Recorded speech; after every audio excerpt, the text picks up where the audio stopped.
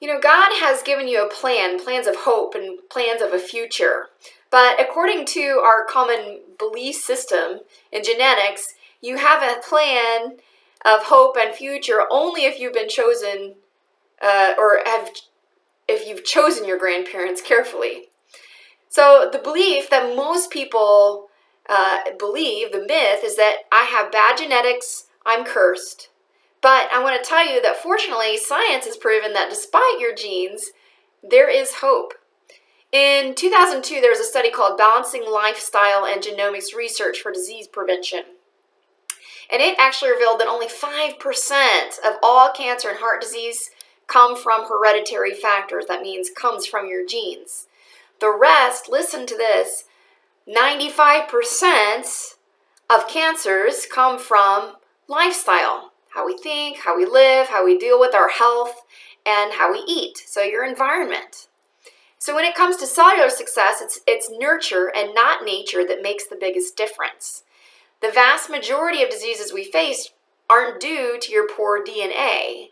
In fact, single gene disorders affect less than 2% of the population. So that means that 95 to 98% of us are born with the ability to live with outrageous health and guess what? Incredible happiness. Mostly, we're born with a hope and a future.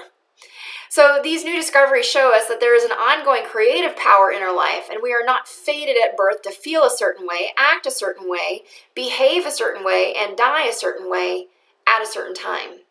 No. At this point, we know that we have something to say about that. The diseases, depression, aches, and pain we face today are not as a result of dysfunctional grandparents, but because we've lived and thought in such a way that it created disharmony in our bodies.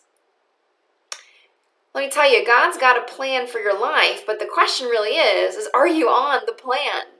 It's your environment and not your genes that make the difference. If your lifestyle lines up with God's plan for your body and you provide a healthy environment for your cells, they're going to thrive. So, get off the plan, then those cells falter. By the grace of God, though, if you've been causing your cells to suffer in a less than advantageous environment and they become sick, you can improve that environment so they can become well, because it's always the intent of your innate intelligence to heal and to help you survive. So I want you to take that to heart, keep that in mind, there is truly hope. And if you have any questions, you let me know, because it's my passion, it's my desire for you to live in victory.